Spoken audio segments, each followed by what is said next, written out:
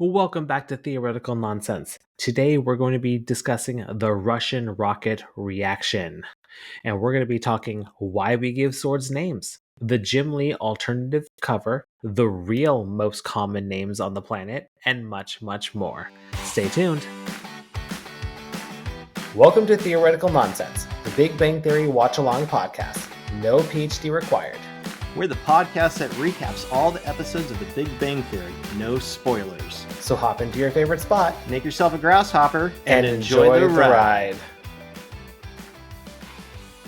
Hello there, Ryan.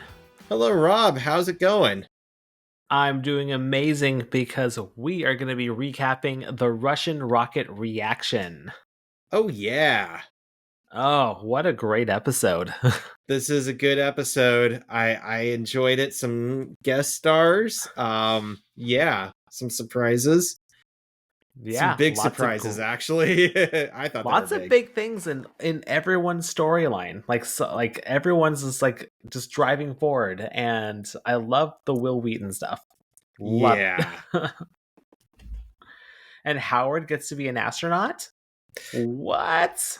That is, I think it's funny, of all of them, he's the one who gets to be the astronaut, and they're always poo-pooing on him for just being an engineer, and just having a master's, right? That he's the one who gets to be the astronaut. I know. Good for Howard. He has a great fiance. He's going to be an astronaut. So life's going pretty well for Mr. Wolowitz. Besides his mommy issues. Oh, yeah. That's a whole other thing, though. Well, before we dive in, a little bit of housekeeping. Email us at theoreticalnonsensepod@gmail.com. Leave us a review on Apple Podcasts. We like 5-star reviews, so if you give us a 5-star review, we'll give you a shout out. And we're also on YouTube at Theoretical Nonsense. Like and subscribe. And Happy New Year, Ryan. This episode is going to launch right before New Year's. Happy New Year's 2026. Here we come, right? Yep, it's going to be a good one. Knock on wood. I hope so. We need a good year, right? Yeah. We always need good years. It's not been the worst year, but 2026 can do better. That's all I'm saying. Yes, let's hope so. Well, we're sticking around, so a lot more content from us. Yep. Well, we actually did get a new email. And this is a half spoiler, so I hope you didn't read the whole email, Ryan. I did not. I read... Let me look at it and read everything again. I mean... How about I read it, and then I'll tell you when to earmuffs. which actually works out, because I could go into this too. I don't know when you want to unearmuff, because in addition to this email, we actually have a small update to the Big Bang Theory world. I'm not sure if you've been up to date with any news, Ryan, but I found some more information on the Big Bang Theory spinoff. I have not heard anything. Oh, so I wasn't sure how much you actually want to know about the storyline. I could actually read it in a way where it's as spoiler-free as possible, just to keep you in the loop. Let's do that. I think that's a good idea. We got an email from John, and he wrote, "Hi, Rob and Ryan. John and Everett here. First, I'd like to address the tweepadoc in the room. I recommended looking for whatchamacallits before I confirmed they were still at that Winco. I now haven't found them at that location. I'm not a liar, just an idiot sometimes. So I want to apologize to Ryan for that. But there are two things I won't be doing. I won't apologize for recommending Winco to Ryan because Winco is awesome. I also won't tell you that I saw whatchamacallits at the World Market in Linwood. We've established that I can't be trusted on these matters." And you were just at Winco. I think you did. Didn't you text me a little while ago? No, it wasn't Winco. I texted Rob because I was at Five Below just opened. That's and what it was. They opened like 5 locations in Washington or something. And of course, with my partner, she really wanted to go to one. So we went, and they had whatchamacallits there. So I sent Rob a picture of one, and Yeah, but world market, Five Below. But of course, now that we've said it, they're gonna sell out and never get them in again. So if you see one, get one, try it out. All right, well, the second half of John's email is actually a little bit of spoiler. So, Ryan, go ahead and mute yourself or My mute me. earphones are Earbuds off. are off, and I'm going to signal you. All right. So, John continued to say, anyway, what I really want to do is rant a little about Priya after season 5, episode 7. So, we're on episode 5 right now, so we're a little early. So, Ryan actually has no idea that this is going to happen. And John says, I've been a little surprised that Rob likes the Priya Leonard relationship when he's already seen the whole series. I think it's the final death blow after a few major red flags from that relationship. Nothing changed after she initially stomped on his heart except her geographical location. She threatened to dump him so her parents didn't find out about him, and they never communicate about a serious sticking point because she always says something like, I can't deal with this right now. After all that, she cheats on him with her ex and expects it to be fine. Maybe the writers always had plans to end it and didn't want to make the audience root for them as a couple too hard, but I don't see why their relationship had to be so bad and crash so hard. When I rewatch the series, I can never take the couple seriously and can't wait to get that subplot over with. Okay, that's all I have. Take care, both of you. Until next time, John. So while Ryan is still not listening, I wanted to Wait, just address like this. I'm taking just a sec. I'm taking my headphones off again. How much did you hear? All right, you can talk. My headphones are off. Oh, okay. um, so I just wanted to address this to John, like my perspective of why I was kind of rooting for them in a regard that I was kind of just commenting from a perspective of no spoilers for Ryan because I didn't want to really hint to him or anything like that. So I was kind of I was trying to give feedback based off as if I had never watched the series. And the real comment was kind of more of Leonard and Penny's relationship, how sometimes it works and sometimes it doesn't work.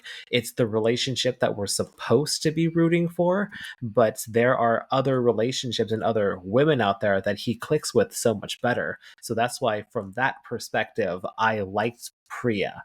But no, she turned out to be awful. Absolutely. She sucks. But yeah, that's pretty much it. It was more for Ryan and trying to be as spoiler free as possible. And now I'm going to invite Ryan back. Okay, I'm back. Okay, so how much of that did you hear?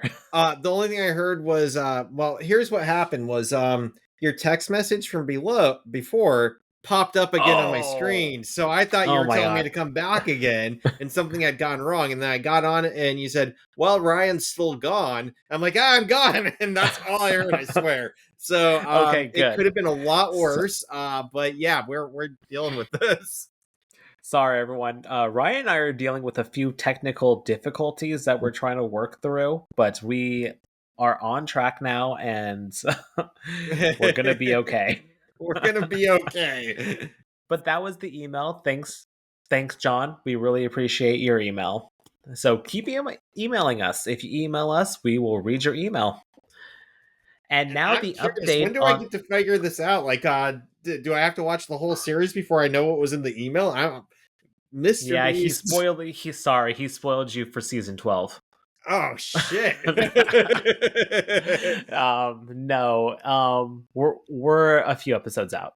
All right. It's like Yeah. So I just don't worry. remember like 7 years when we were watching it, season 12. It's like you remember that email back when we were young folk. Well, let's quickly talk about the spin-off. So, Ryan and I actually live under a rock, so we are streets behind, and we actually did not really get any updates until I was actually researching an IQ point for a different episode, and I happened to come across this little tidbit about more information on the spin-off. So I kind of just pulled on that thread and I got some more information. So I'm sure, like I said, I'm sure you all already know this, but if you don't know this, the spinoff it has been greenlit. It was first announced back in 2023, but they didn't really have a plot. They didn't really have anything. They just knew that they were going to do something. But as of like earlier this year in 2025, HBO Max picked it up. No release date yet, but it's eyeing for 2026, and all episodes are going to be on HBO Max. And this is not Young Sheldon, because that's what I was thinking at first. Is Young Sheldon was technically a spin-off. Is that even still on, or has that been ended? I think it changed to they have the second spinoff, which is it's about his brother. His brother. Yeah. Okay. And so what's this HBO spin-off So going to be? this one is actually fast forwarding to the future. So it's Oh. actually after the events of Big Bang Theory. So this is actually very exciting. So the title is Stewart Fails to Save the Universe.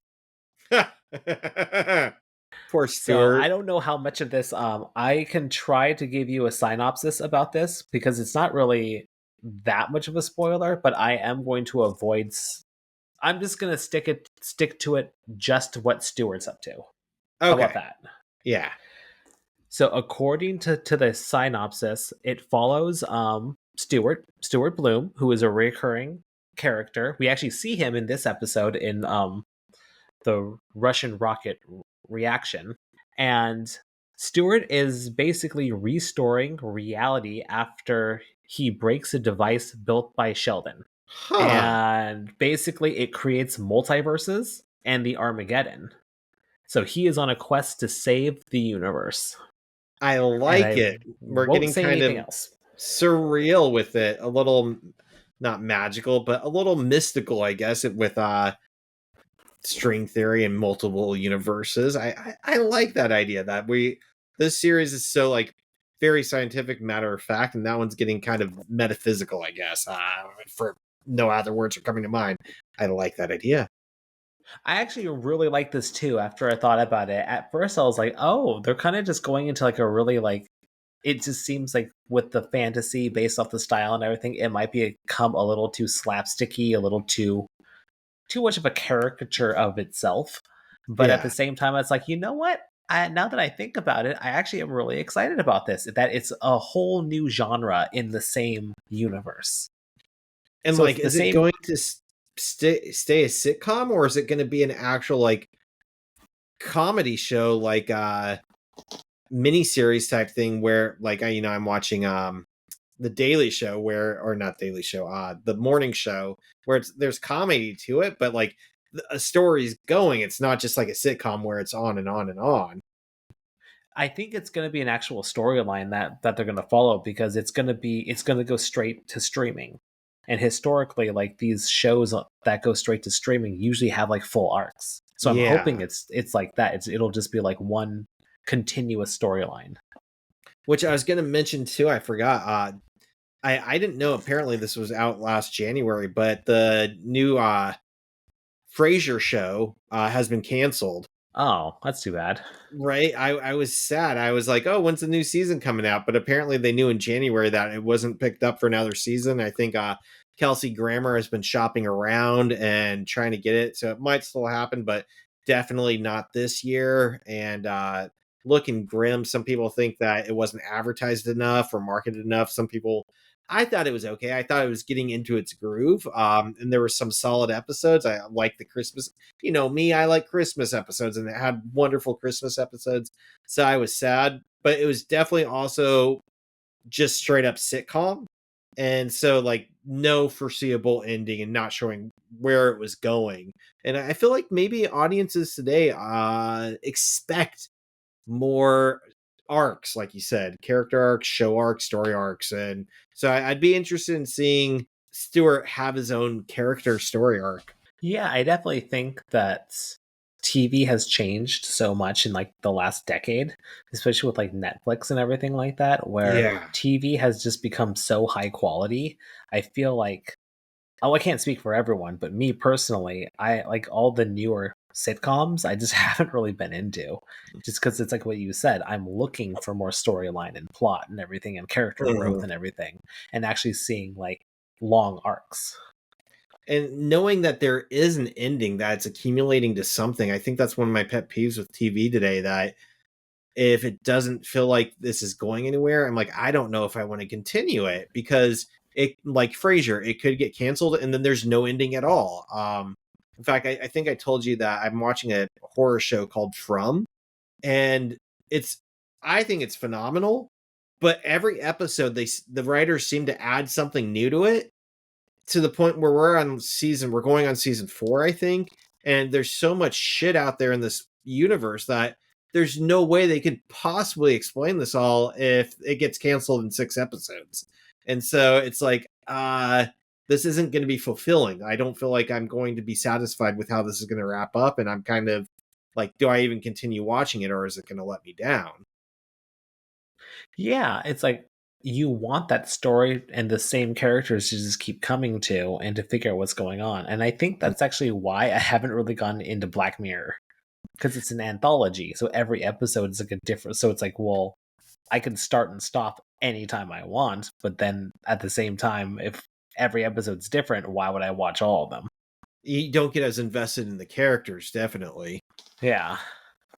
With that, I still recommend it. It's a great. Some episodes are better than others, but they're basically like short movies, and I love the themes. There's a lot of them that just like are about life and mortality and death, and oh, I encourage Black Mirror. I love it. The first one is about fucking a pig, which it seems grotesque and turned a lot of people off. I ask people like, "Do you watch it?" And they're like, "The first episode, no, no." And so yeah, the other episodes are different. Every episode's very different, but I do recommend it. Maybe skip the first episode if that does not entice you. So I think I started on season 2. I don't think I watched anything from season 1, but I watched the first few episodes of season 2. And like I said, I mm, really enjoyed it, but I just, because it's a different storyline, it was easy to just drop out of it. yeah, it doesn't pull you back in. And that's something, talking about high quality TV, with this coming out at the new year, we'll be like right on it. But the new Stranger Things season's coming out, and they're breaking it Fuck up. yeah. I don't even know what they're doing, but I'm so pissed off that they took this long with it.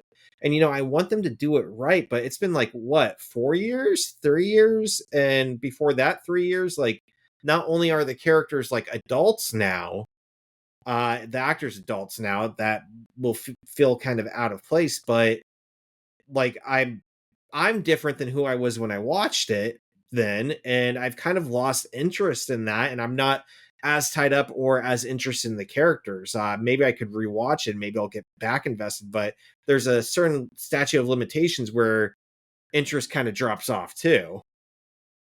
Oh, it'll come back. It'll come Don't you back. worry. It'll come back.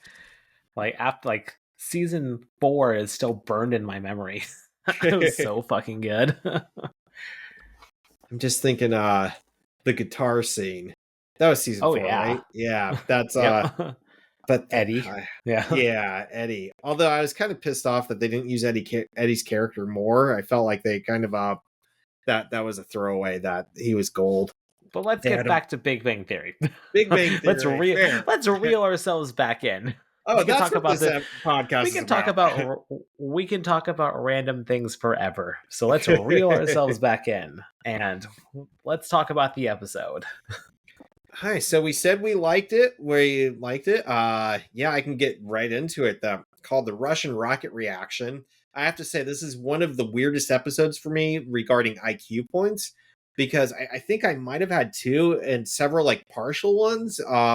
And the two I had weren't very long, but I thought they were interesting. So this aired October 13th, 2011, directed by Mark Sandrowski, writers Chuck Lorre, Eric Kaplan, and Maria Ferrari, which that's a new name to me, but we've also been talking about how Chuck Lorre wasn't on the last episode or two, and so we're getting some new names, and I think they're solid writers, so I'm happy with that. We start off in the comic book store, and Sheldon and Leonard are looking at a sword on display, and they're discussing whether or not they want to start their investment in a fantasy sword collection.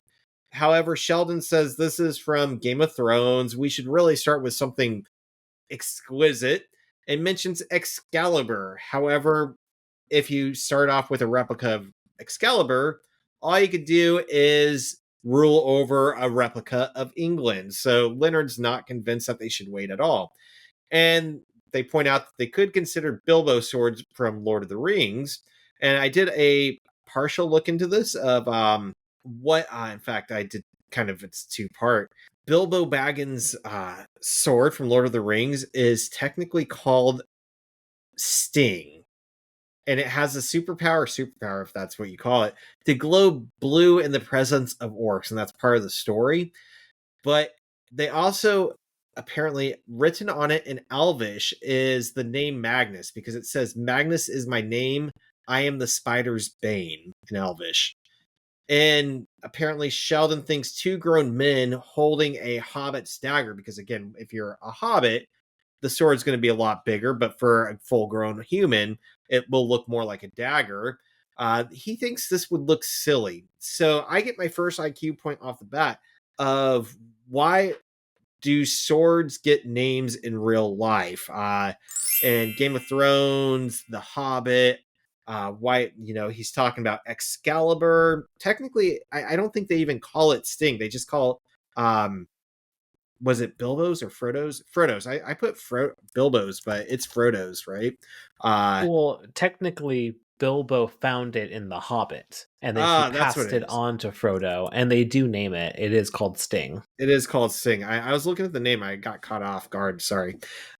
But yeah, so it is Sting, and it's kind of weird because technically its name is Magnus, but I know it as Sting. I think everybody knows it as Sting, and it's the spider's bane. So, which is part of the stories too, a little bit. I guess we're nerdy, but we're not that nerdy. I never actually read Lord of the Rings. I read The I read Hobbit, like in high school. I've read The So Hobbit like middle school, and the first Lord of the Rings Fellowship in high school, but I haven't read the second or third one, which is really sad, isn't it? yeah, Yeah. but maybe they mentioned Magnus in that because that was never. I've watched that movie like a million times. I've never heard. They've never said Magnus. Right? That's as far as I know, but it's an Elvish, so it's not like a main part of the story because Bilbo and Frodo don't know Elvish, so they would have to like have somebody translate. As far as I know, if anybody knows more about Lord of the Rings, let us know because I never knew that Sting had a different name. In fact, I did a couple different sources to verify that was even true because I'm like I'm calling bullshit, and no, I think it is true. So it's true that swords are actually given names, that Excalibur happens quite frequently, and a few things because I just really wanted to look into this and figured it was a good IQ point. Canada.ca suggests naming isn't just about emotion, that it's a deeper resonance that contributes to power, faith, and divine right. In fact, one website I looked at said that naming weapons is actually like it predates Freud, but it's the same mentality of by understanding how and why we name stuff, we get into like human psychology. And I thought that was so cool that we can tell so much about what people name their weapons, why they name the weapons, what they do. But Fire and Still also suggested that we don't do just weapons, but we do other things like items that we pass down. But it also said cursed objects. So I'm thinking like the Hope Diamond. Like everybody knows if you say the Hope Diamond, it's a cursed object, right? That gets passed down. Everybody knows what it is, why it is. If I said something like Freddy Krueger's glove, everybody knows what it is. I guess it doesn't have a specific name, but yeah, technically, I'm thinking also something like, I guess I'm thinking movies now, not real life, but Hellraiser with the Cenobites, the demons that you summon by opening the box. The box has the name Lament Configuration, and I always thought that was so cool. So apparently, according to the site, names help humans remember items and pass them down through legend. So by naming them, we're understanding that this is something that will be part of our society, a part of our culture, part of who we are as a family, as an individual. and that we'll pass it down. If we don't name it, it could be lost to obscurity. Also, the notion is that weapons carry meaning that we give them. I saw a few things that suggested that when we have objects, inanimate objects that have value, that are more than just like simple tools, we try to give them more meaning. And by doing that, we often give them names because they have that meaning. So basically, if you have a weapon, you have something that takes somebody's life, it's pretty important. And by giving it a name, you're respecting it a little bit. And we do this with other things like buildings and boats. Technically, we have something like Falling Water, right? Frank Lloyd Wright. We know that house is called Falling Water. Empire State Building. We have boats, the SS Maria or whatever it might be, the Titanic, that by naming them, we get value and it becomes part of who we are as a culture. With something, from another, I already said that with something that can take a life, uh, naming it is pretty essential to give its importance, which is we don't necessarily see all guns have names, but at the same time, it kind of feels like maybe we're not respecting them enough if they don't have names. Although I can say a lot of people do name their guns, and a lot of video games, people do. Video games have names for the guns that you pick up, that they're not just called. Although Resident Evil, it's like the Magnum, it's the 9mm. But in other games, I know you've played Destiny with me. They have all sorts of names for the guns that you pick up. In Diablo According to 2, all the weapons. Yeah. Right, Diablo 2. The The rune weapons have words. names. They give them Yeah. meaning and significance and power and resonance. I love it. Armsandarmor.com talked about how Vikings named weapons and that they actually use kinnings, which is a metaphorical compound phrase to replace a single concrete noun.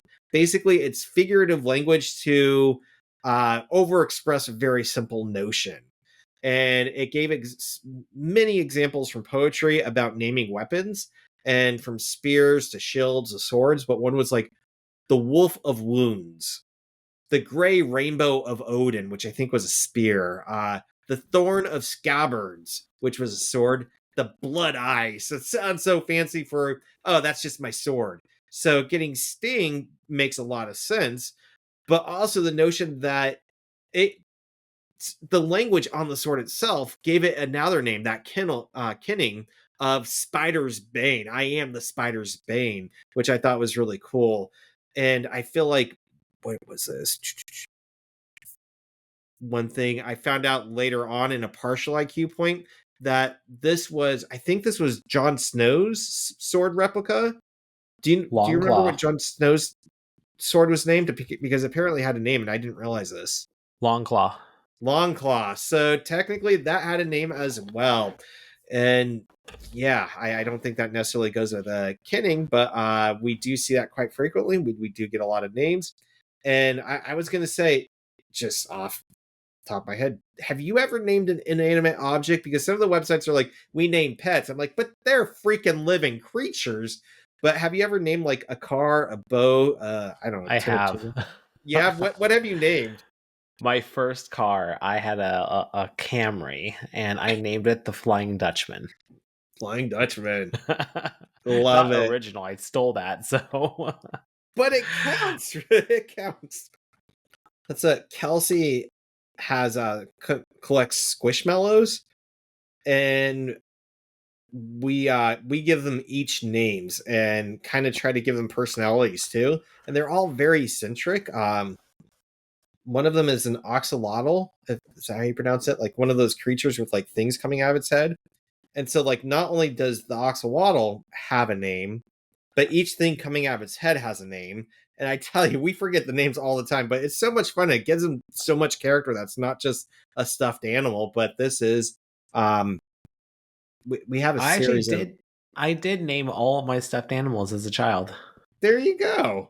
I don't think I Yep. did that until like Kelsey started collecting stuffed animals. I don't think I really did that. I wonder if I'd name my dog if it wasn't a cultural accepting thing. Like I have a dog. It's called Dog. I don't know. Its But name is yeah, Cat. it's called Cat, and I hate cats. Yeah. But I love this cat. But I love this cat. This cat is a dog. What the hell are you talking about? What is happening right now? So yeah, one IQ point, not a whole lot there, but I thought it was interesting of a little bit of reasoning psychology behind why we name stuff and weapons, and different ways we do name them. Sometimes we just give them names, sometimes we use poetry, but that figurative language of what it does, how we want it to do it, and how we want to be remembered with it. Okay. Nice. Well, I actually am going to piggyback. I guess it's kind of an IQ point.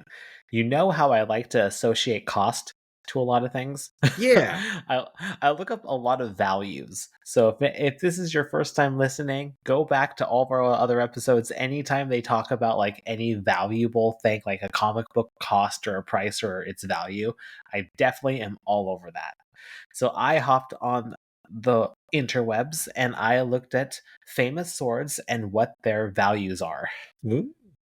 I did a So little bit of long, looking into prices because I'm like, Rob's going to do this, and I just want to back him up with it. But I didn't do do other famous you? swords. I did Oh Long yeah, Claw. you So know it. Yeah, Longclaw. You could actually find Longclaw on Amazon for $309. And you can get the entire Jon Snow ensemble with like a wig and a cloak and the sword for $447. And then I found on Medieval Collectibles the same sword, just the sword is worth $280. And they both appear to be like the exact same because they're the same size and they both come with a certificate of authentication. And then Excalibur, I tried looking into Excalibur, but this one's a little hard because every movie out there has like a different version of the sword. Like it's the yeah. same sword, but they design it a little differently. So we couldn't really find that one. But from the 1981 film Excalibur, uh, from the website Dark Sword Armory, the actual movie prop is worth 700. Oh, And the then, movie prop. yep, an So actual not just prop. a replica, but the prop itself. Huh. Yep. And then back to Lord of the Rings, there's Andoril, which is Aragon's sword from the third movie. Uh, Medieval Collectibles has a licensed replica for $352. And then I love Star Wars, so I looked into lightsabers, which counts as a sword. Yes, it does. It's a saber. And they can range anywhere from $20 to $1,000. There's so many different versions out there and everything like that, and so many different styles, toys, replicas, and there's I don't know, there's Dooku's and there's Palpatines and there's Windows and stuff like that. But I found a movie prop. Well, I didn't find the actual one, but there was an article that the real Darth Vader lightsaber official movie prop was sold in an auction for $3.6 million. Holy shit. Yeah. Nice. And then Sting, back to Lord of the Rings again. I found it starting at 140, but it can go upwards to 800. So Sting is probably more popular than than some of the other ones. I was it's small, but it's such a cool sword, and it makes you feel connected.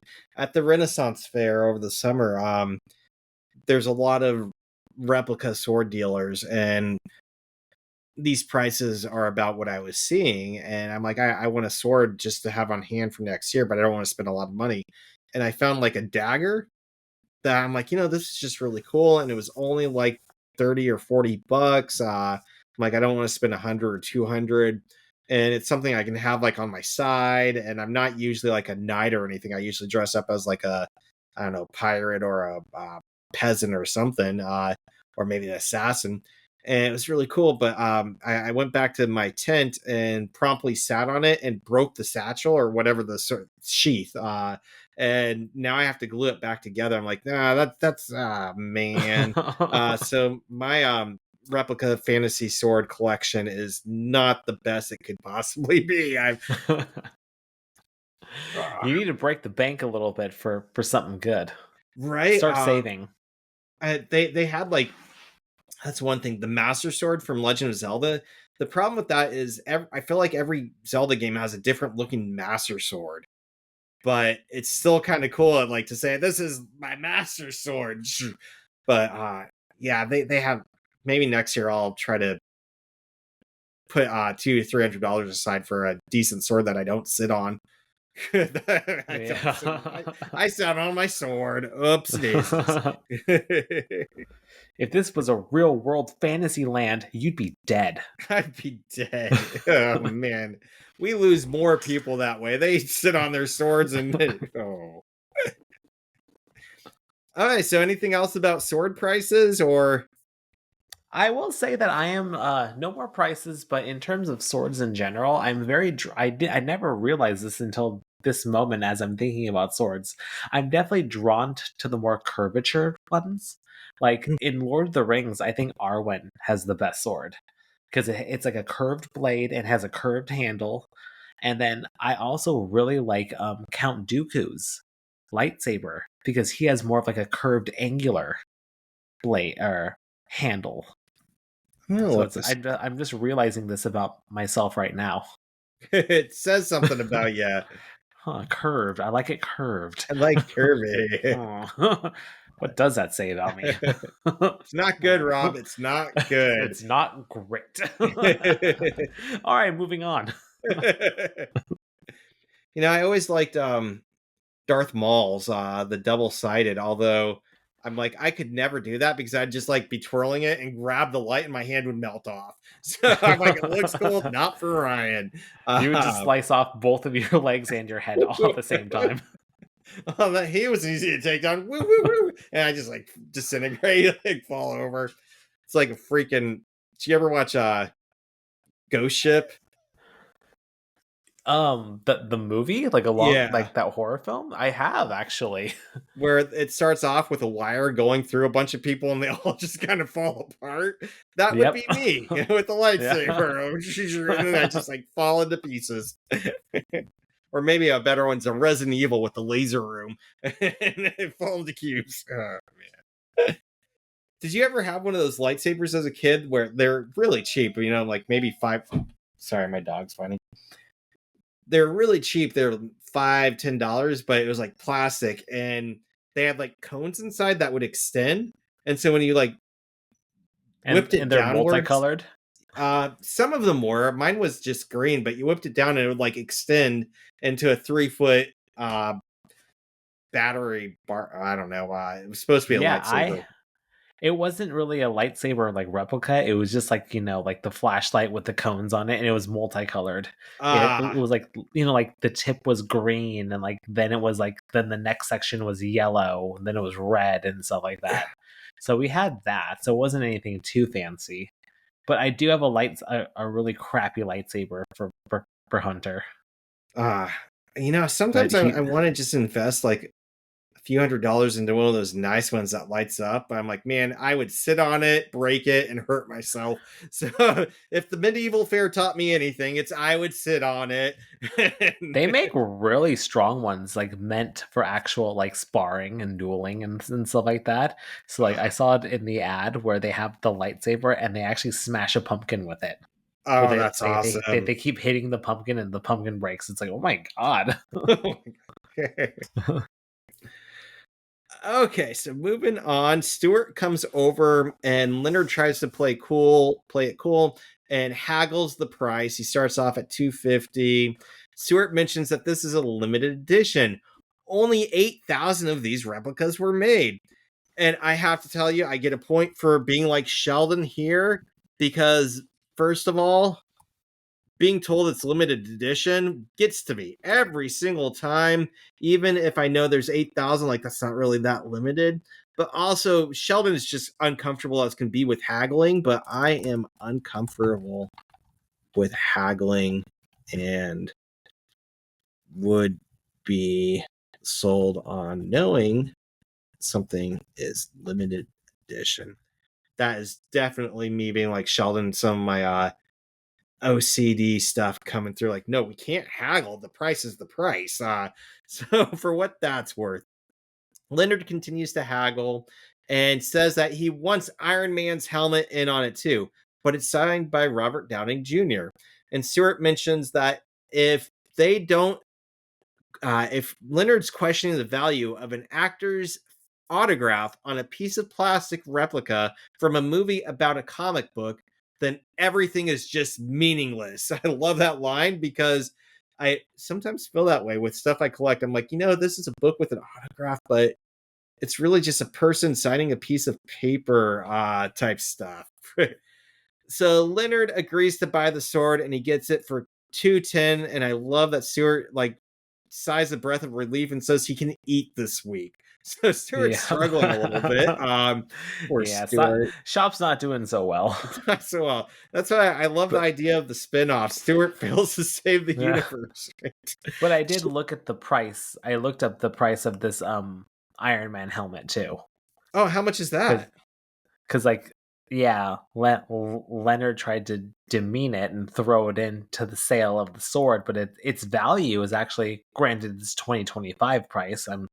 Who knows if it's more or less, but on eBay it was going for 2,000. Wow, But with apparently, signature. yeah, with an Iron Man helmet with his signature is being auctioned for 2,000. I don't know if anyone's going to buy it because if you go on Etsy, you could find some signed helmets too for 500. Granted, Hmm. I'm sure the quality of the helmet is probably is a factor. And you have to question the authenticity of the autograph too. Like, Yeah, this doesn't that's even true. say Robert Downing Jr. This says Fred Bridget. Like, who's Fred Bridget? I don't know. So I was gonna say too, it's not a full IQ point, but another one that I did. In fact, I'll save it for to see what you got with too, because yeah, I'm curious. The other prices are aligning for what I found. So they divvy up the money, and Will Wheaton enters. Guest star alert: Will Wheaton. And as we know, Sheldon is mortal enemies with Will Wheaton ever since Will Wheaton failed to show up for a convention that Sheldon was hoping to get an action figure signed at. And so Sheldon turns around waving the sword and says that it's part of his new sword collection. Apparently, Wheaton does not have a sword collection, but he's there to buy Batman 612 with Jim Lee's alternative cover, and it's supposed to be signed. Is it supposed to be signed? Because I what thought he I said it was was, signed. Yeah. yeah, I think it was signed. He gets it for $40, and from what I found online, that's about what it's still going for. I was finding some with like a single signature, some with multi signatures, but typically about $40 to $60. I think without the signature, oh wait, I take that back. No signature, it's about $40 to $60. But what I was seeing is that with signatures, it looks to be about 200 to 400. So it's gone up in price, but again, each one seems to have a different signature, different condition, and it's kind of hard to say. But if this one is with a signature for $40, I would say it's probably a good deal. Yeah, actually, Did you look up the sorry, price we of got that? that wrong. Yeah, we actually got that wrong. Will did not buy a signed copy. He just bought a regular one. It's not a Suncom. Okay, that's what it Yeah, was. so I 40. was getting Yeah, confused. so I So actually it's did not a a little signed bit of copy. Yeah, I did a research on what this issue was and the significance around it, and I did find some of the values which actually differ greatly from what you have. Really? But I was just looking at some eBay listings. So, but again, like it's stuff that I'm not sure who's signing it or why they're signing it. So maybe the background you're giving explains it a little bit more too. yeah. So this actually took me a lot longer to research because AI actually steered me in the wrong direction. So before everybody shits themselves and frowns on us for using I used it to guide me to the right direction. So that's I you think what I use AI for. AI is good for guiding you in the right direction, but you really, at this point in time, I see it as like the old drunk fool at the end of the bar who's just making shit up, and every now and then gives you some good advice, but you have to double and triple check everything because it just straight up lies like half the time I use it or check it out. So yeah, with that said, I think you're right on, and if people make fun of us for using it for research purposes, know that we are double and triple checking. Absolutely. So I resorted to going to AI just because I was trying to figure out how many different variations of the cover there were. And this is where AI steered me wrong because AI told me that there were five, but there's really only three. But if we go back in time to 2011 when this was there was only two. So that third one actually came out in 2025, but I'll get to that. Uh, So what is this? What is Batman 612? Batman 612 is Hush Part 5, where Superman is under mind control by Poison Ivy, and Batman and Catwoman have to team up to free him. The Kinky. original cover has Superman chokeholding Batman down to his knees in color. The Jim Lee alternative, which is what Will bought, is a black and white in quote sketch version. So it's black and white and it's a little bit more sketched out, a little less detail to it. The newest one came in 2025 where it's the original cover but the Flash is there. So it's called the Flash cover. And the issue itself, like we said, not that much valuable. I actually found it on a website going for $7.50, but then again, we've learned before, $7.50. We've learned before that it's all about the condition and what version it is. So the $40 one is probably probably one of the first editions, I would imagine, Yeah. which are a little I bit think it harder said to come by. one of them said second edition specifically in the title. So first, second, third could change it up too. And maybe the $60 ones were the first edition. Something like that. I don't Yeah. know. So $7.50 is probably just like some sort of reprint or something. And it could be too that like if it has a torn page or a dog-eared corner or something. Yeah. But what I found on eBay is the Jim Lee alternate sketch. I found that on eBay. So with him signed is $700. But then again, it's eBay. People are pricing it however they choose. Yeah. And then there was also a signed Jim Lee copy where he also sketched the face of the Joker, and that was going for 1,600. Oh. So a picture But with it. That's cool. yes, yeah. But that's what I got. Interesting. And so like you said, eBay, sometimes people just post random stuff at random prices. It's Yeah, so hard. we really can't say that that's the value Yeah. unless somebody actually buys it. It's like a house. You could list your house for whatever you want. It's a matter of what. But if someone buys it at that price, then it becomes the actual value. You ever see that It's Always Sunny in Philadelphia about the art? Mm, was that early on? I mean, I Uh, don't. it's I like know I've season seen a five lot or of. six, I think. I probably have. I just don't remember. Danny DeVito, like the main thing I remember about it is Danny DeVito like sees one painting and like has all these flashbacks to like Nazi Germany. And he's like, I love that painting, and it has to have it. I don't know why he has those flashbacks, but like it's like bombs dropping and people screaming. But anyways, there's this art dealer who the gang's trying to get her to sell art or buy art or something, and it becomes clear that art is only worth something if somebody's willing to pay that price. And they buy something from her or something, they're like, you're willing to pay that price, it's worth that price to you. So it doesn't mean it's worth that to anybody else, but yeah, prices change person to person. Yeah. In economics, I remember they call it marginal value. Yeah. Oh yeah, I was gonna say also, unless AI tells me what it's worth, I don't believe anything else. I believe what AI tells me about worth.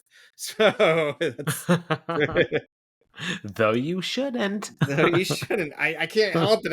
I want to know what AI is gonna tell me. Little AI. Oh. Alright, so Will invites Stuart to a party. Stuart asks, I love this. Stuart's like, are there gonna be girls there? And Will's like, yeah, of course. Why would you even ask? And Stuart says really like downheartedly, There weren't any last time. There's gonna be girls there, and he invites Sheldon and Leonard, which I think is kind of. I'm not sure what's going on with Will this season, but apparently he's a little bit nicer. And he invites Sheldon. Leonard accepts. Sheldon thinks it's Leonard tricking Will and he's trying to set Will up to look stupid. But Leonard says no, he's going to go and he's going to invite Raj and Howard. Stuart says that this is wonderful. It's going to be more guys. It's going to be another Will Wheaton sausage fest. So Stuart's not exactly excited about this, but Leonard is. Oh, I have a Intro. couple things I have a couple Yeah. things to say about that. Stewart doesn't seem like he's really in a good position to mock in a party invitation. Sorry, Or Stewart. complain. Yeah. Especially from a celebrity. And then the whole, I guess we're getting a little bit ahead, but like Will's behavior, honestly, I kind of thought about this too. And honestly, I kind of just chalked it up to like the first couple times that you see Will where he's kind of being a jackass. I kind of took that as like he thought that he was being playful with Sheldon, where I don't think he truly realized how much Sheldon really hated him. So Ah. then I think over time it was starting to click in, and then he was like, "Ooh, well, let's just bury the hatchet, man." Like I didn't realize it was like in that. Did you ever watch Chef with John Favreau when he Oh opens up yeah, a yeah. so in the beginning when he gets into that Twitter battle with the critic, Mm-hmm. where it gets really heated and everything, and then you find out the critic's perspective. He's like, "Dude, I thought we were just having a fun Twitter battle. I didn't realize that you were actually mad." I think it was something like that. That's That's kind of what I took, at least in my mind. That's what's happening. movie that movie taught me who Gary Clark Jr. was, and if you're into kind of blues rock, amazing guitarist and artist, love him. And but yeah, I remember now that you mentioned that scene, I'm like, yeah, I do. And that makes a lot of sense. I was kind of seeing it, maybe that's because I'm like Sheldon, that he was trying to mess with Sheldon and I didn't trust any step of this. And even at the end, like he does something nice for Sheldon, and I'm like, I don't trust that. It's a trap. But I could see it as, what I'm seeing it as, that Will really doesn't care that much and he's just fucking around and having fun. Like you said, he's playing, and that, he could go either way. And he's also has nothing against Sheldon either. So he's happy to give stuff to Sheldon, but he's happy to pick on Sheldon too, because technically Howard and Raj do it with magic tricks. So it's just a different level of messing with Sheldon. So I can see it as, it's not necessarily that Will is angry or hates him or dislikes him. It's he's playing with him. So Yeah. good call. It's a trap. It's a trap. So somebody said that. I was at a school meeting or a work meeting the other day, and somebody's like, "I think that's a trap," and it took everything to not say it's a trap. And like, I almost said it like in a very very formal meeting. Like, okay, so we are at the apartment after the intro, and everyone is eating. The Bernadette, Amy, and Penny are there as well. And Leonard asks Sheldon for some water. Sheldon says he doesn't know. Their friendship exists in two states, basically bringing up a Schrodinger's friendship dilemma, that if uh, Leonard decides to go, they're not going to be friends. If he stays home, they're going to be friends. So until Leonard makes up his mind, they are both friends and not friends. Sheldon sets the water down and then knocks it off the table and tells Leonard to get it himself. I love that back and forth. He's like, here you go, friend. Go get it yourself. Like, right back and forth. Penny asks, but then she remembers that she does know what Schrodinger's cat is. And she explains Schrodinger's and says that one time in Nebraska, a cat got stuck in a camp trunk, her brother's camp trunk, and they didn't need to open it to know there was a dead cat inside. So it was 100% dead. But I just wanted to share this with everybody. When I was a kid, when it was hot in Kansas and we left our garage door open, I think we did that a lot more when I was a kid, leaving garage doors open. We didn't leave our front doors unlocked, but we left our garage doors open much more often. cats would sleep on a garage door because apparently it helped them get out of the sun and away from stuff. And so every now and then we would like start to close in, like 2 or 3 cats would jump down and run out of our garage. But one time my mom and sister closed it and the cat didn't get out of the way and got stuck halfway in the closed garage door. And it was like sitting there like Oh screaming. And no. they ran crying to my dad, who was taking a nap, and like he freaked out and like jerked up and like actually hurt his shoulder really bad, and went out to the garage like, what else can we do, and hit the garage door button. The cat fell and ran, and at that moment that cat was both alive and dead. We had no way Oh, of knowing. It lived. It was totally fine. Didn't even need to go to the vet. So for what it's worth, oh, we had a thank God. Schrodinger's garage cat. I got very scared about that Very story. I was like, scared. oh my This could God. have gone a lot worse, right? It was anything's possible. Yeah. Amy makes a comment that Penny is the whole package and kind of flirts with her a little bit. Howard storms in, not breaks in, charges in, saying he has great news. NASA has picked his team, to design a deep field space telescope to put on the space station in the following spring. And they've picked him to be the payload specialist to go up and assemble it. And he asked them, well, yeah, sorry, I'm moving forward. Technically, he says they picked one of the team members to be a payload specialist. And he says, guess who NASA picked?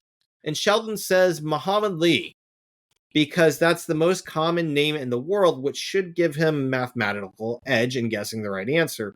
And I don't know if this is entirely true. This is my next IQ point, and it's pretty short, but I think it's close enough. And partially what made me do this was there's a book series and a movie called John Dies at the End, and it's by an author named Jason Pargin, Pargin, I believe. However, when it was first released, he was going by the pseudonym, the pen name David Wong. And it was my understanding when I read it, it's been years since I've read it, but he chose that. Well, technically, that's his pen name on the book in real life. But in the book, the narrator, the main character, goes by the name David Wong as well, to kind of be meta, that it's basically the main character is writing the book and telling you the story of him living this experience in the book. And in the book, the character has changed his name from his real life name because he wants to make it harder for the evil aliens and monsters to get him.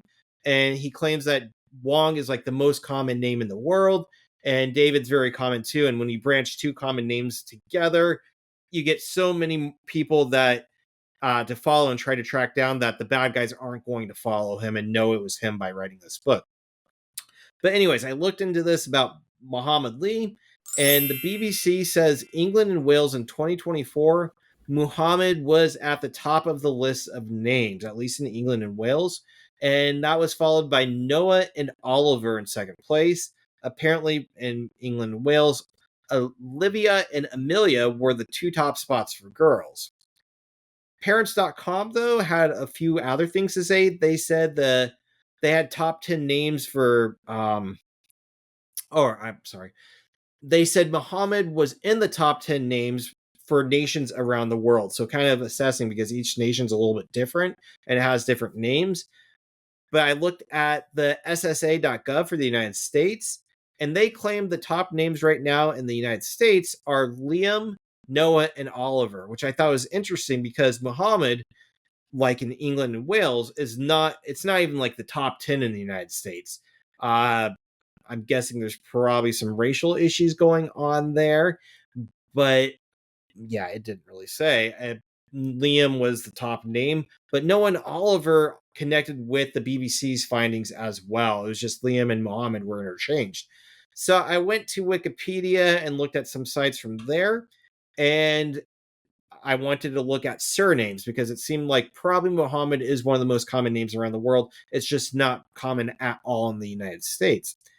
Wikipedia said about surnames that in the US and England, because it had like each continent, country, nation, culture kind of split up, it said Smith in the US and England is the most common last name. In China, it claims that Wang slash Wong is the most common name. However, that is followed by Lee, which happens to be number 2 in Korea. So, yeah, China and Korea have Lee as a popular name, but Lee wasn't really a top spot in other countries. And I should say too that Lee can be spelled different ways. In Big Bang Theory, I believe the transcript, the subtitles spelled it Li, but it can be spelled Lee. It's the same. What's that called? Romanji romanization, turning it into the English alphabet. But yeah, it wasn't really at the top spot of other countries. But at the same time, if the majority of people have one of these names in China, it's more than like the next, I don't know, so many countries combined. So it is still a lot of people. And I think he's right. It's just that it's kind of hard to process this and add the numbers up together. And I was really confused because I had read that book that said Wong was the most popular surname. And again, like I said, in China, although it's not David Wong from like in the book, Wong is one of the most popular surnames or most common surnames in China. So that's what I got. He's probably right, or at least close enough to right to say he's right.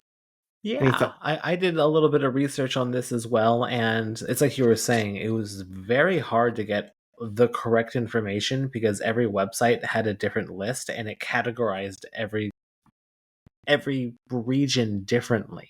Yeah. So I actually got an overall based off like context and everything, Mohammed definitely is up there in the top, like top. And then for women, I actually got that Maria was actually the Maria. top one worldwide. 61 million occurrences globally, which is actually only 0.749% of the population. That's still a lot. It's quite a bit though. Yeah. The names you got on the Social Security website, were those of recent? Because like you said, Liam was on there. I wonder if they're counting Liam as William as well, because They it is might. derived from William. But I know it's a very common name in our not our generation, but like our generation's kids. There's a lot of Liams and everything like that. So that's what I was wondering. I was like, what list you were really looking at? I I wasn't think it sure was if you were looking at. 2024 to 2025. I would have to double check, but I'm pretty sure it's like a really recent list. Okay, I actually, because it's funny because I actually found another list on the Social Security website as well. That's why I was asking, because I guess they have something else on their page that actually had the most common names in the last 100 years. So it's collectively in the last 100 Ah, years, where it actually put James as the James. number one name in America. But I'm sure it doubles up as like Jim and Jimmy and stuff like that too. Yeah. Jimbo. For Jimbo, Jimothy, Timothy. for Jimian. Jim Robert. for for women, it was Mary in the United States. And it's funny because my name is breaks the top four. My name is the number 4, and then my brother's name, Michael, is number 2. Ah. And then number 2 for women, I don't believe at all. It's Patricia. You know, if you mix that with Pat and Patty, But still, it's I don't think I in my entire life I may have met one Patricia in passing. So I mean, I guess I can't just use my own experience for it. I'm just like when I saw that I was like, "Really? There are that many Patricias?" I I've would have met thought a lot. Jennifer is number 3, and yeah, I've met so many Jennifers and Jennies. Man, And Linda is number 4 for women. huh. I would have thought Christina or Christine would be on there. Yeah. But I've met a lot of Patricias, but they're all older. And so, like, for the last 100 years, you would think the last 40 years would have offset it, even if With the the baby first, boom and everything. Yeah. yeah.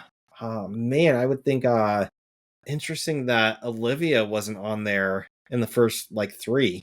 Well, wouldn't Olivia? I feel like there might not be as many because it's Olivia got really big in the last decade. Maybe that's what it is. I have a cat named Olivia, and I have we just took her to a vet, and the vet's name was Olivia, and it became clear that she was going by her last name. And I'm like, yeah, it's probably a good idea. So we're not going to confuse the vet or the cat. I don't know. Yeah.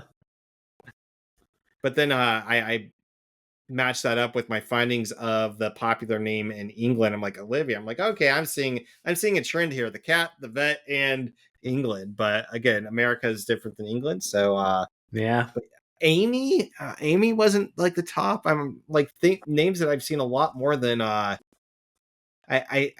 see a lot of Rachel's, but I feel like that's very recent, like the last like maybe 20 to 30 years.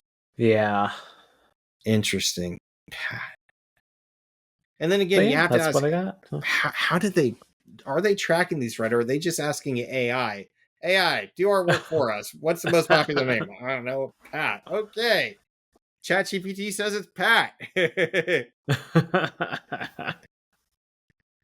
All right. Anything else about names? Nope, that's all I got. All right. So Bernadette looks a little off put and says, how is he going to get up there? NASA doesn't even have a shuttle anymore. And he mentions that he's going to go to Moscow, then Kazakhstan. Then he's going to get on a Russian Soyuz. Oh man, I'm going to pronounce that right. Soyuz rocket that shoots him into low Earth orbit.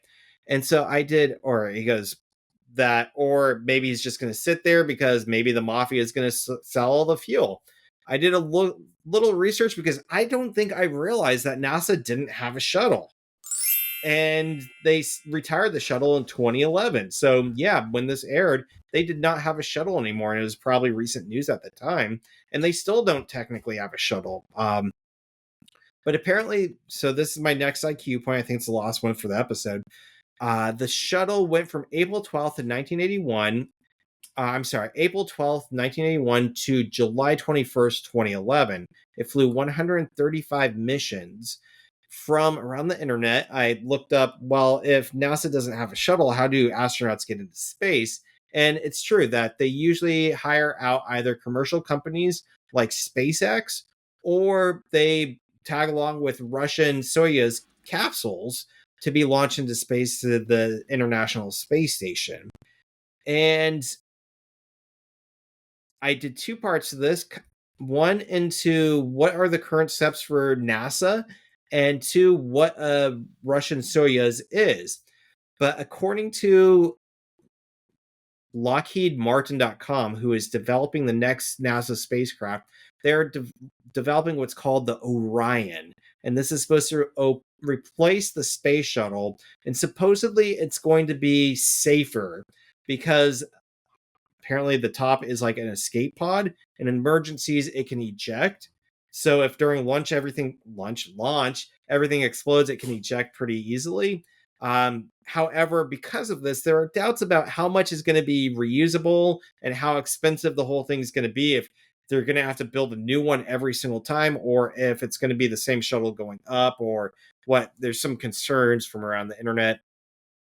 However, I would describe this one as, with the space shuttle, I usually think of it as, it looks like a super airplane with kind of a raft, a buoy system connected to it, really thick rockets on the back, and the space shuttle attached to the front. However, this Orion system looks more like a large tower with two obelisks attached to it. And those are basically part of the rocket booster system. And at the top of the center tower, there's what looks like a giant lightning rod. And part of this lightning rod is where the pod vehicle for the crew is located. And when you dissect it, that pod vehicle for the crew looks pretty much like part of what the astronauts who went to the moon came back in, kind of part of a cylinder thing that parachutes to the Earth after it gets into orbit. So it's kind of like all of these rockets for this one little, almost like a thimble for the pod and crew at the top. So then I looked into Soyuz, and according to Sky at Night magazine app from BBC, the first Soyuz blasted off in November 28th, 1966. Compared to the Orion or the US Space Shuttle rocket, these look more like the Orion. They look like large towers. Oh, yeah, that's something I said. The US Space Shuttle looked kind of like a modified airplane with three like giant corn silos attached to it. Whereas the Soyuz looks like a slender giant tower. Basically, it looked more like a single strip or spike going up into the air. And apparently it's because the single spike that goes into the air has multiple rockets at the bottom, and those detach during launch, and then parts of the rocket detach to help provide less weight. Basically, after so much fuel has ignited, part of the rocket detaches, and the next portion only has to blast off so much more weight until it gets to the third and final stage, in which case the capsule comes out from the final rocket, and that last capsule is where the crew lives. Apparently, the Soyuz were designed apparently originally to carry nuclear warheads, but they did kind of a bad job because they took too long to fuel up. According to the website, I think it said they take about 7 minutes to fuel up. And the notion is in 7 minutes, by the time you get done fueling them up to launch them, the launch site would be decimated and destroyed by enemy missiles or invasion. So 7 minutes was just too long. It was not, uh, an, did not fit a nuclear warhead launch. But for human beings, they apparently seem to work pretty well. And that's what NASA is currently using. But again, NASA is hopefully developing the Orion spacecraft, which they're saying will take men to Mars and the moon again. I don't know, but that's kind of what's going on with NASA. They still don't have a shuttle. Do you have anything on this Nice. one? No, I didn't do anything on this one. I was curious about that because I don't know why I didn't know that the NASA didn't have a shuttle anymore. I guess I've heard so much about SpaceX. I just assumed that NASA had its own thing in the background. Yeah, I didn't even think about doing research on this one. Fair. All right, so Bernadette asks if it's safe to go on this, and Howard says, "Oh, it's safe as it can be. It's made by the same good old folks who brought us Chernobyl. Chernobyl being the nuclear meltdown in Russia. So, hopefully, it's safe. Although I would say that if they're still launching these at this time, it's probably safe enough. As safe, if not safer, than NASA. So, and they kept doing it, and NASA kept putting astronauts on them." So Leonard has a toast, and for Howard, and Sheldon says, Leonard, it's a great toast, but Leonard sickens him with cliches. Again, going back and forth. He loves him, he hates him. That friendship, Schrodinger's friendship attitude. Now we are in the car. Howard says Bernadette is being quiet. She says she's a little tired, and he says he hopes she's not too tired. He's feeling quite masculine. And she lets it out that she can't believe he signed up for this without talking to her. He claims there's a NASA saying, what makes the right stuff so right is that it always comes home. And this isn't a full IQ point, but I was curious where this came from. And it's not really a saying. Everything I looked up said that, yeah, it's from Big Bang Theory, but it's likely a variation on the movie titled The Right Stuff, which is a movie about the Mercury 7 astronauts. Uh, but yeah, apparently the right stuff in the movie title is called, it's basically the courage and the confidence and the skill that makes astronauts, they have the right stuff to be astronauts. But again, I didn't see anything about this being an actual saying. He's just kind of speaking out his ass, I guess. And she Yep, tells I him to found the stop. same thing. You saw the same thing? Yes, it's not a real NASA saying. Not a real lot. Uh, I haven't seen the movie either, so I don't even know if they say in it at some point like, "Hey, buddy, you got the right stuff." I don't know if they say that. I haven't seen it, but at least the We'll movie say it title is now. called Ryan, you got the right stuff. Stuff, baby. There it is. There it is. And then I have to think of. Do you ever see the horror movie The Stuff? No, I've never even heard of that. It is so cheesy. It's like from the 80s, but it's about it doesn't even make sense that this guy finds like stuff bubbling up from the surface in like Antarctica or something, and this chemical sludge, and he boxes it up and starts selling it as like frozen yogurt, and people love it and eat it, but it turns out to be like an alien being, and it like takes over if you eat it, it takes over your brain. And so like Oh my god. there's this kid who's like, I don't want to eat it. And his friend was like, eat it. It's good for you. It's the stuff. And like every time somebody says stuff, I think that it's the stuff. Oh god. So Howard is surprised by her reaction. He says it's a big honor. She's disappointed. He didn't talk to her first, though. They're supposed to be a team. They're getting married. And he says, let's start over. Let me ask you your thoughts. And kind of runs through what's going on.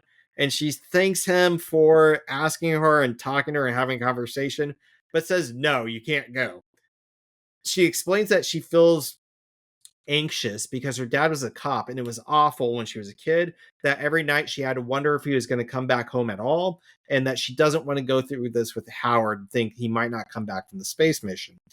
And Howard starts telling her about how he sympathizes with her, that his dad left him when he was young. And she screams at him, boo-hoo, you're not going to space. And that's so, yeah, she's really against it and yells at him.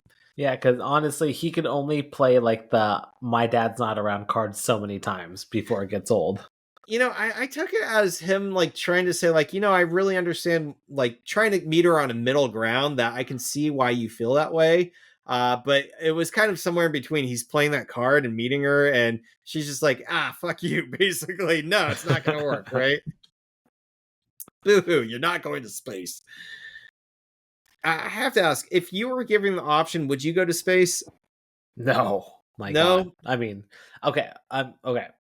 I wouldn't go on a mission, but if I could go to just like go up there and then come back down, I probably would. So, Like, yeah, if what we could pull, Howard's doing, no. Like gone for like 3 to 6 months or something like that, no. what's her name?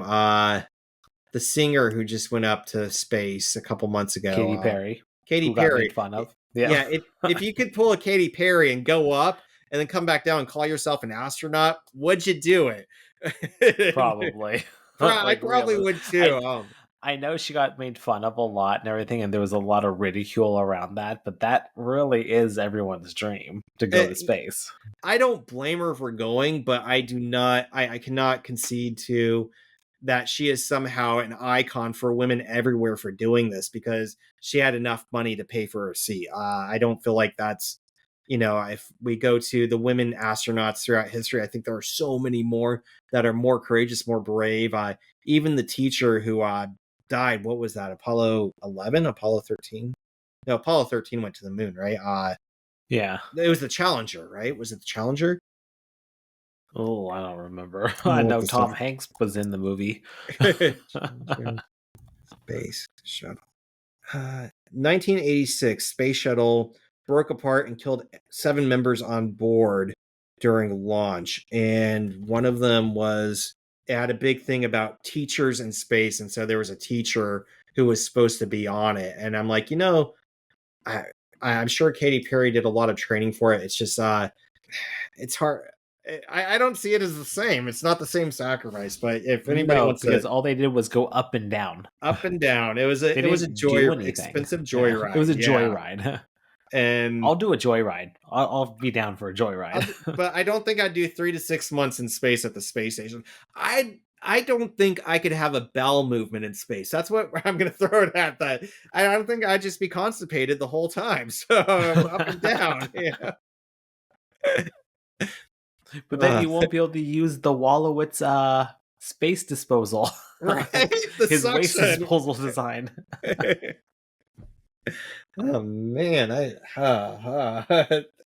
think that's somebody asked me once what my biggest fear was, and my response was food poisoning on an airplane. But I take How is that back. Pennywise gonna manifest into that? Right? He turns into a plane. He Oh, turns I into get to go like, for a ride now. I'm the E. coli in your tummy, Ryan. I'm floating in your tummy. What? Oh no. My worst Sorry, fear. everyone. We were just talking about Welcome to Derry. Welcome to Derry. And part of Welcome to Derry is that there's a character who's supposed to have like no fears. He's had like some brain damage, some brain trauma, head trauma, and it's made him have like absolutely no fear. His brain just doesn't respond that way anymore. And the question is, how does somebody without fear, like physically can't have fear, respond to Pennywise, who feeds on fear? And then we started talking about how our worst fears could be manifested. If mine's food poisoning on an airplane, Pennywise has a shitty job. Yeah. And you're going to be inside of him. It's gonna be inside of me, floating. Oh man, those clams I had last night are floating. So we're back at the apartment, and Sheldon is going through both the hating and loving Leonard stuff, saying, uh, "Don't talk like nothing's happened," and it's sure cool what's happening to Howard. So he's hot and cold. Amy doesn't understand why it matters if Leonard goes to the party or not. Penny tries to explain that Will is Sheldon's mortal enemy. Sheldon has 61 mortal enemies. And Penny might get back on it. She just got off his list, but yeah, she might go back on that list. And Sheldon says he can show everybody. It's on an old floppy disk. He started when he was 9. Amy asks how Will got on the list, and he explains the Star Trek convention conundrum problem. Will never showed up because he was on a corner of Hollywood Squares. And then he tries putting in the floppy disk and it fails. And he blames the quality control officer at Verbatim back in 1989, and he's going to be added to the list. And I was kind of, first of all, I was surprised. I didn't realize Verbatim made floppy disks that long ago. I know them because when I started burning CDs and making music CDs and stuff and backups, Verbatim was the brand I bought at Sam's Club. And I was like, oh, Verbatim. But apparently they've been in the media industry for a while. And I did a little bit of research. I don't even call this a full IQ point, but I was curious of, would the floppy disk failing be a matter of quality control, or does it just disintegrate? And what I found is it could very well have just fallen apart. According to a couple different websites, but arcserve.com was the main one. Magnetic decay and physical degradation. Howtogeek.com was one too, puts floppy disks at 10 to 20 years. In theory, they could last longer, but most likely between 10 and 20 years, which means that if this is made in 1989, it's been over 20 years.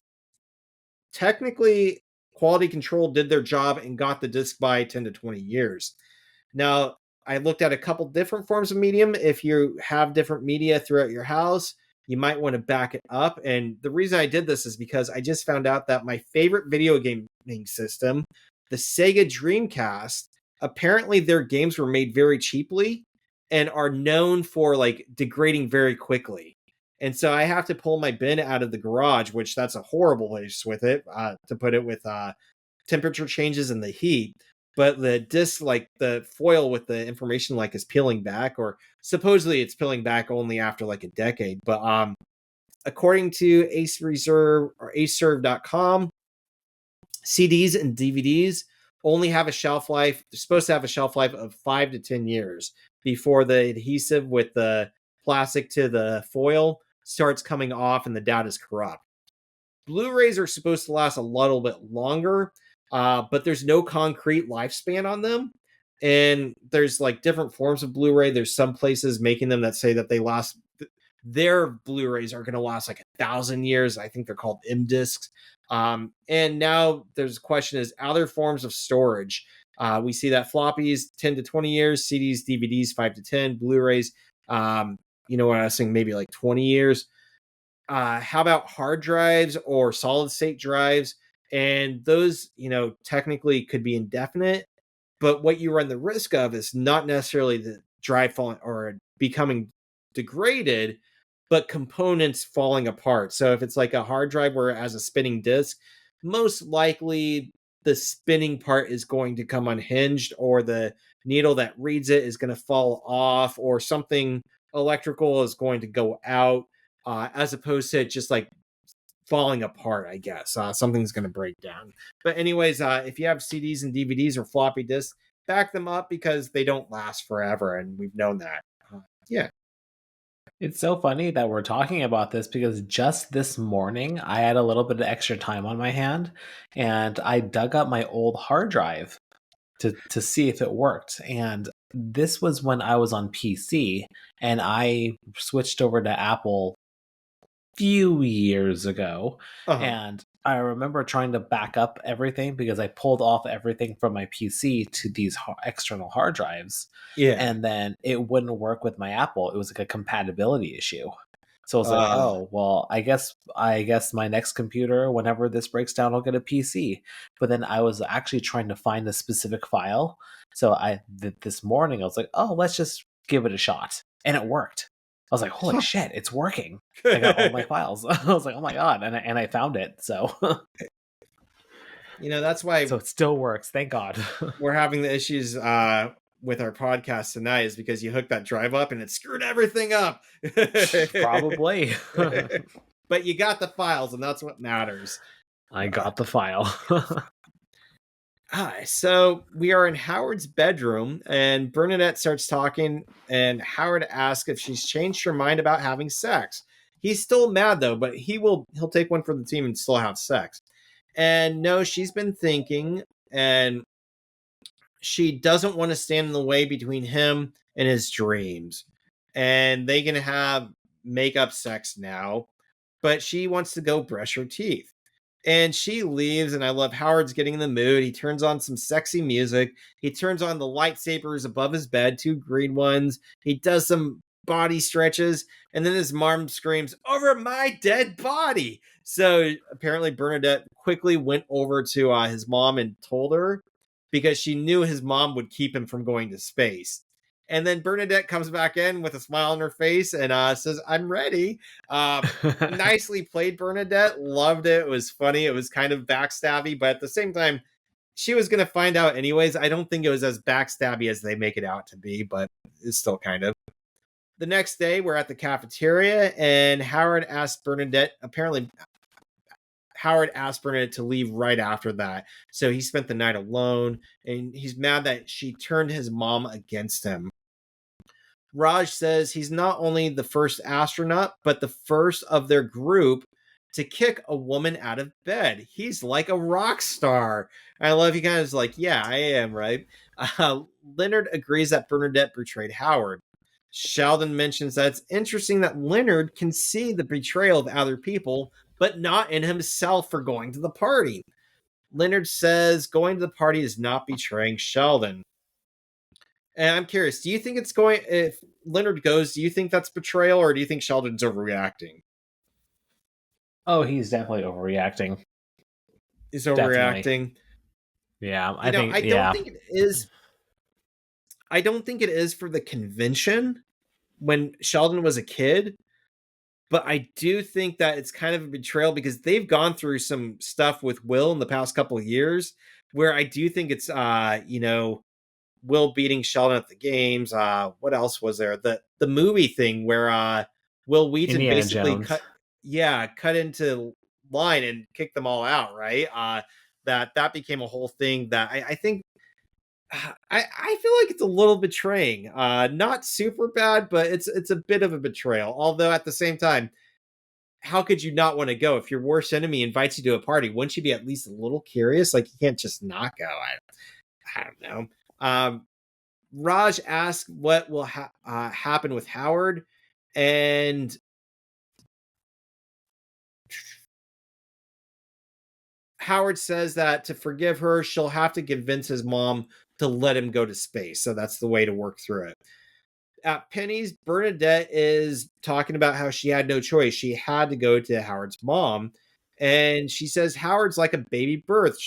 He once had an asthma attack reading an old library book. And I like Penny chimes in and says that she was there that day. Sheldon threw his back out, handing the book to Howard before Howard had the asthma attack.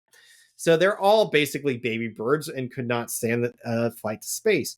Bernadette asks if she's the bad guy, and Amy mentions that it's not for them to judge. They're just there while she comes to terms with the despicable things she's done. So basically, a roundabout way of saying, yeah, she's the bad guy. Bernadette realizes she threw their love under a bus sized mother. Penny asks if Bernadette is still 100% sure she even wants to marry Howard. I love this because I still get the feeling that they're not going to get together. Like, I'm seeing it more and more, but I'm coming to terms with it more and more. But every now and then they throw in something like this. And, like, are you sure this is even what you really, really want? And it is. Penny's like, okay, got it. Just had to check because who knows? Why is she marrying Howard? It's weird. Amy says, "Oh yeah, Howard's great. Yeah, this makes sense." Although I think everybody is kind of confused still. Yeah, At the Amy was gold in that, like her delivery of it, yeah, he's great. yeah, he's great. So She's amazing. right there with Penny, but yeah, he's great. Great poker face, Amy. Love it. At the apartment, the guys are getting ready to go to Will's, and Leonard asks if Sheldon wants to go. It's one last time. Sheldon says it's Leonard's last chance before he throws the friendship away. Raj says he'll drive. They start to leave. Then they come back, and Leonard has his phone out. And Sheldon, I love it. Sheldon's excited. He's like, "Thank you. You picked me over Will." And no, he hasn't. But he did just get an email from Stewart. Brent Spiner is at the party, Mr. Data himself from Star Trek The Next Generation. Sheldon doesn't care. He has outgrown Star Trek. And yeah, he's just not into it anymore, apparently. They leave, and Sheldon stays. At Howard's, Bernadette comes to talk. She apologizes for taking the argument to his mom and backstabbing him. He was going to tell his mom eventually, but it was going to take some time. And he mentions that if Bernadette wants to be with him, she's going to have to love all of him, the tender-hearted poet and the crazy daredevil. He's all over the place. He's a rebel without a cause, right? He claims he wants to go to the moon and Mars and a submarine to the deepest parts of the ocean. She brings up the fact that he got sick on Pirates of the Caribbean, but he blames that on the kids rocking the car, the coaster, the ride. She says the thought of losing him is just more than she can handle. He's her soulmate. So she did this out of love, right? But she has to let him do his dreams. They kiss, and as they're kissing, his mom yells in that he's still not going to space.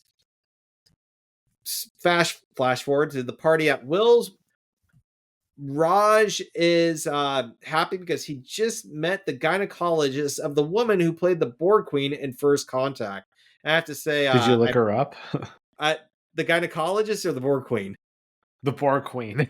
Oh, I didn't have to. I love her. I don't remember what her name is, but her depiction is etched into my memory. There's like in that basically she has Captain Jean-Luc Picard like tied up basically, and she's like a head and shoulders, and I remember she gets like lowered into different robots so that she can like walk over and talk to him, and she's like bald and kind of slimy looking. She's awesome. Did you look up who she is?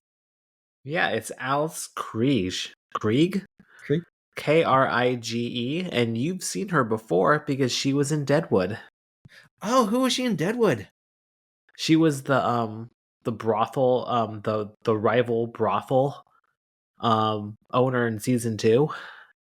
The one that spoiler alert for a 20-year-old show, she dies. I'm gonna look this up. And she was in Silent Hill. She kind of has a, I was thinking of the blonde woman at the other casino in Deadwood. Oh yeah, because Alice she went. Tree looks kind of witchy. So like in Silent Hill, I believe she's like kind of the witch, like the old woman. Yep. I see her now. She was in Sleepwalkers and Ghost Story, Peter Straub's Ghost Story. Yeah, I do know her now. Interesting. She looks so different in First Contact. I don't know why. It's because she has no hair and like she looks kind of like a snake. She's like really slick looking. It's creepy. I love the Borg. They terrify me. They don't terrify me, but they like kind of give me a chill. I love it. So Oh interesting. damn! I looked her up right now. Yep. That Yeah, is a very whoa. you see it, right? It's like it's different. Yep. Like, oh, huh. It's so cool. I love that. I love that movie. But we did not look up her gynecologist. You know, some things can remain private. I don't think we need to know.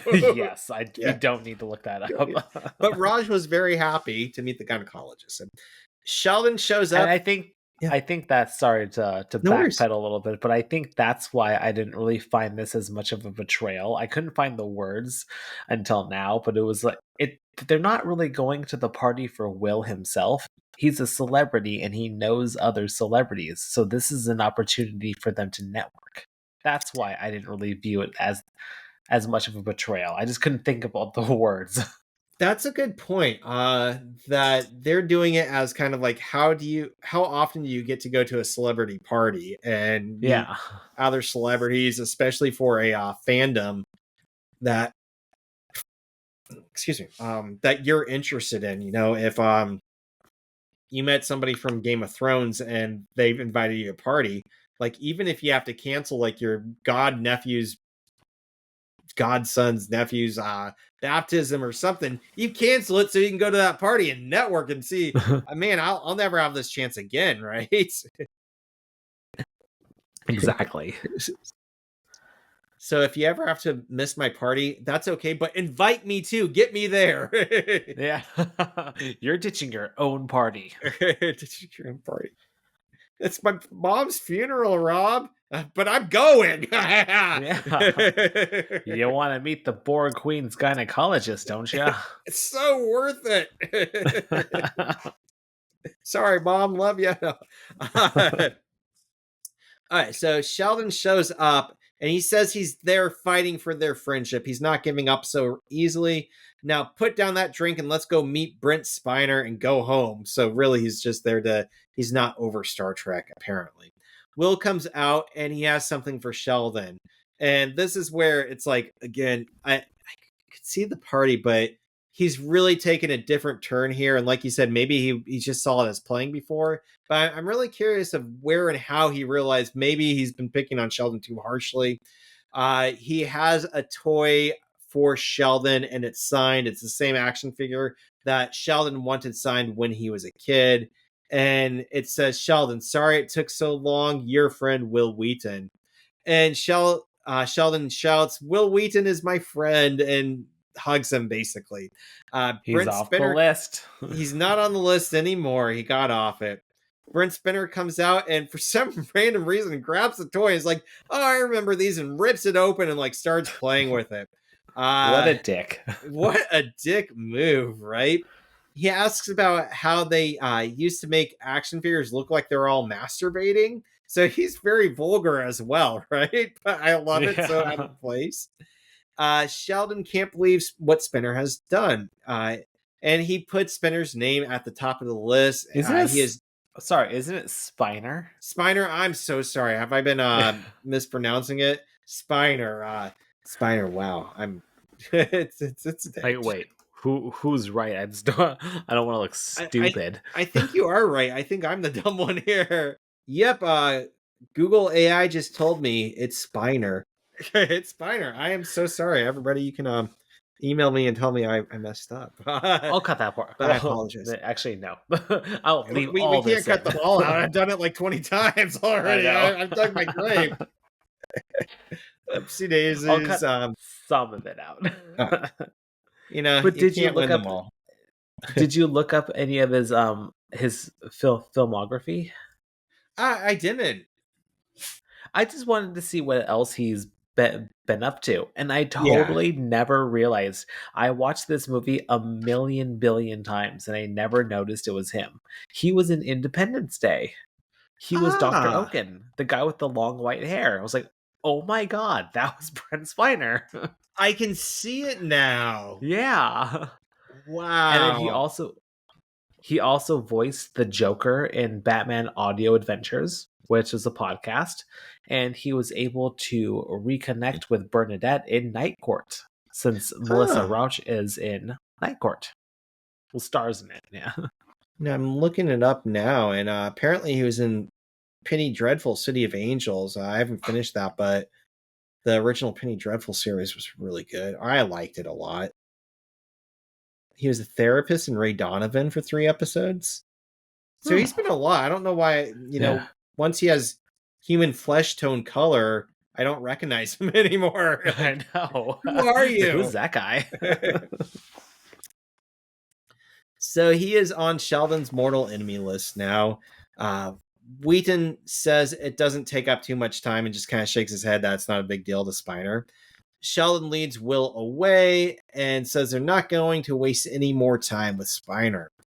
Leonard and Raj ask for autographs from Spiner, and I love this that Leonard just picks up on that haggling again because Spiner says, sure, for $20. Leonard says $10. And they end up settling for 2 for 30, and Spiner's going to come to Leonard's birthday party. And that's the end. Good haggling. Good haggling. I cannot do that, but good for Leonard. He's all over the place with it too. He's good. Okay, so Vanity Card. Chuck Lorre Productions 359 says, okay, I'm just going to say it out loud. There are times when going crazy looks attractive, and I'm not talking about becoming charmingly eccentric. I've already got that covered 9 ways to Sunday. No, I'm talking about purposely immigrating to the land of lunacy. That special psychological zip code where the ancient laws of behave yourself are no longer applied. My reasoning is simple. It takes a great deal of effort to sustain a conservative, trustworthy persona. Surrendering that effort would involve, from a Freudian perspective, a conscious dismantling of the superego, that part of the psyche entrusted with enforcing parental and socially approved actions. And therein lies the allure of going full frontal wackadoodle. The constant energy required to pass as normal would suddenly become available for doing and saying whatever pleases me in the moment. Imagine it, the id and libido completely unbound by any and all moral and cultural restrictions. Probably won't need to shrink and need to shrink anymore. Might need a lawyer. Huh. Yeah, I don't know really what to think about that one.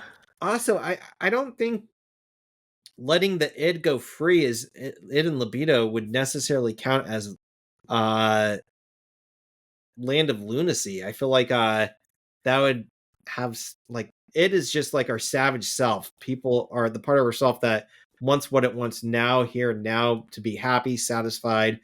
The superego is, like you said, this parental voice telling us what we should do, and the ego is the part of ourself that gets to make the decision, balancing out this parental voice and the savage self, the id and the superego. And so I would say land of lunacy would be when all those are thrown to the wayside and random spontaneity and chaos reign. But I don't know. I don't know where he's going with this one. I'm sure he's just having a little bit of fun with these vanity cards. I think it was like the last episode where we established that he noticed that everyone is dissecting them. So, So yeah, throwing stuff out there, and we also know that he got through his divorce and probably relieving some stress. Like, I just want to let all my what inhibitions, there we go, inhibitions go and have fun for a while. Just kind of lose yeah. it and see what happens. So I think that's what he's getting. I don't know. Chuck, what are you talking about? Yeah. All right. Well, anything else on this episode? That's all I got. Great episode. Well, thanks again, everybody, for listening. Don't forget to send us an email at theoreticalnonsensepod@gmail.com. Leave us a 5-star review, and we will see you next time when we talk Season 5, Episode 6, The Rhinitis Revelation. Oh, real See you quick, then. I had 1 point up on Sheldon's side, putting me at, I think something went wrong last time, but I am at 135 points, not like Sheldon, 136. So this put me over on Sheldon, but I think I might have been missing a point last time if in the last episode I said something else. But I am 1 point like Sheldon, more like Sheldon right now. So that is the final count for today. I got ahead of myself. I didn't even count the IQ points. This is a weird day. I don't judge us. We have 5 IQ points. Nice. That's good. Yeah, we actually came up with a lot. This is a long episode, so you're welcome, everyone. So, see you next time. See you next time. Yep. Thanks, everyone. Bye. Take care. This was Theoretical Nonsense, Big Bang Theory Watch Along podcast. No PhD required. Our intro and outro music is by Alex Grohl. Thanks for listening.